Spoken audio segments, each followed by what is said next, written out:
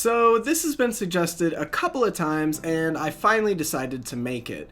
Now, this video is probably going to be kind of controversial for a lot of you, simply because a lot of these updates could be considered opinion-based. I did my best to find 5 that I generally think everyone could agree with. I probably may have missed an update or 2 that maybe should have made the list over another one, but I definitely at least tried my best to find ones that I saw pop up the most within the community when I was researching. Anyway, like I said, there's a lot of good updates that didn't make this list, and narrowing it down to these 5 was pretty tough.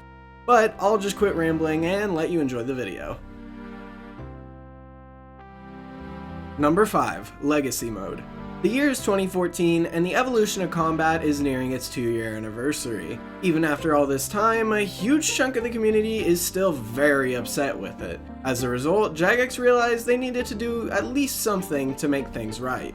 They started brainstorming and considered a number of options, those being continuing on without doing anything, major changes to EOC, a hybrid of both old and new combat systems, and even 2012 worlds.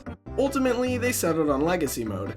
Now, some of you may be asking, what actually is Legacy Mode? Legacy combat is meant to simulate what combat was like before the release of the EOC. This means no abilities, adrenaline, or combat settings. Back to the good old auto attacks and special attacks. Along with this, life points were scaled down by a factor of 10. This means if you had a hit points level of 65, instead of having 650 health like on EOC, you'd have just 65. You'd still actually have the same amount of health as EOC players, it just made it visually look like health from the pre-EOC era of RuneScape. Personally, my favorite feature of Legacy Mode is that it also brought back the old interface. Simply put, the interface introduced with RS3 can be extremely daunting. There are so many little options and features that can seriously clutter up your game screen and menus. When Legacy was released, it was kinda controversial though. Some players loved the system, while others felt it was underpowered, some thought it was overpowered, and so on. Regardless, the promise of old combat brought back quite a few players who had previously quit. Along with this, previously dead minigames started to fill up at an almost alarming rate. Things like Soul Wars became popular again literally overnight. This update didn't necessarily stop RuneScape from going under, but it definitely brought back a huge chunk of the player base that would have otherwise never played again. Number 4. Power to the Players. Power to the Players, also known as player power, was absolutely major for RuneScape. RS3 decided to take a page out of Old School's book and introduce polls on which players could vote for the content they wanted to release. The system was launched in January 2014 and had 3 different tiers: Dragonstone, Diamond, and Ruby. Dragonstone polls were used for large-scale updates that had the potential to impact pretty much everybody. Diamond were for medium-sized updates like new bosses. And lastly, Ruby was for small updates like quest reward changes. The best part about this system is whatever won was guaranteed to be put into the game. Things that lost could be re-pulled in the future as well, just in case players wanted more than just one option to win. The only issue I found with this system was that parts of the game that were considered unpopular or disliked by players, such as the EOC, Treasure Hunter, and the Solomon's Store, would not be included in polls. The reasoning behind this is that Jagex considered them necessities. Regardless, this system was a huge change for RS3 and seriously benefited the players. The term Power to the Players has since been retired, but polls still exist both in-game and on the RuneScape website. This update is so important because it put the players' trust back into Jagex. The evolution of combat had released a bit over a year before this, so many players were scared RuneScape was possibly nearing its end. By giving at least some control to the players, their faith was for the most part restored.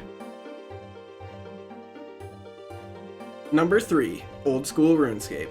So, it's 2013 and the evolution of combat has been out for about 3 or 4 months. The demand for the old style of combat is at an absolute all-time high. RuneScape has lost a significant amount of its player base, and private servers are continuing to steal even more of it, with promises of the good old RuneScape that you loved back in 2006 or 2007. Jagex realizes that they have a serious problem on their hands. They do some digging through some old backup drives and discover a full backup of RuneScape II from August of 2007. After discovering it, they get to work writing up a news post if players want Jagex to make this its own game separate from RS3. Unsurprisingly, there's an absolutely overwhelming amount of support. It seemed like half the internet was rallying for this game to be re-released. Part of the previously mentioned news post included a poll that allowed for players to vote for its return. When the vote finally finished, there was almost 500,000 votes. Jagex immediately opened servers for the game, and it was obviously a massive success. It was literally all over the internet when it launched. Even YouTubers and streamers that had never even mentioned RuneScape before were playing it. Who knows what would have happened if Old School never launched, especially because it's outgrown RS3 in terms of player base. Now I know a lot of people claim that Old School is just full of bots, but that's honestly kind of up to debate. Although Old School isn't necessarily an update, I personally feel it's massively benefited RuneScape and Jagex as a company in the long term. Number 2. Return of free trade in Wilderness. Most of you probably already know this story, but obviously I'll tell it anyway. Back on the 10th of December 2007, Jagex decided to push through an update that would add a trade limit and make the wilderness safe. A basic explanation of what both of these things are is a trade limit meant that you could only trade a certain amount of wealth to another player, meaning you really couldn't give your friends gifts of high value anymore, such as a party hat or even something as simple as a dragon plate body. By making the wilderness safe, I mean just that. You can no longer attack other players in the wilderness, making it so that pretty much monsters were your only threat when traveling through it. They replaced the wilderness with a minigame called Bounty Hunter. At the same time, it wasn't the same. You're probably wondering why do all this if it was perfectly fine before? Well, the answer is pretty simple. Real-world trading and botting were at an all-time high. These updates made both of these things basically impossible or completely unprofitable. Both these issues were crushed literally overnight. As I mentioned previously, it had some seriously awful side effects on the real players of the game. There were countless riots and protests against the updates, but Jagex obviously still went through with them. The day it happened, hundreds upon thousands of players canceled their memberships and quit the game. Some forever. Nearly 3 years later, Jagex finally decided to fix this mistake. They decided to poll players on if they wanted both the wilderness and free trade back. This obviously built up the hype, and in less than 24 hours, the poll had already racked up 1.2 million votes. The poll eventually passed with a whopping 91% of voters wanting it to return. Finally, on the 1st of February 2011, the updates were reverted. As you can imagine, with numbers like that in a poll, a huge chunk of the player base that had previously quit returned. Would RuneScape have actually died if those players never returned? That we'll actually never really know. But I think many would agree this is an update that brought RuneScape into another golden era. Number 1. RuneScape II. We're taking it all the way back to the early 2000s. That means iPods, MySpace, Avril Lavigne, Friends, and of course, RuneScape Classic. RuneScape Classic was great, but Jagex decided it needed a bit of an upgrade. The world was changing and they needed to keep up. Games like Halo, Call of Duty, and The Sims were releasing and quickly becoming the new graphical standard. RuneScape was clearly very far behind them. On June 11th, 2002, Jagex announced they were working on a much faster 3D engine for RuneScape. As time went on, they started to tease screenshots and GIFs of what they were actually working on. When late 2003 hit, they started to refer to it as RuneScape II. Nearly 2 years after announcing it, on March 29th, 2004, RuneScape II was finally launched.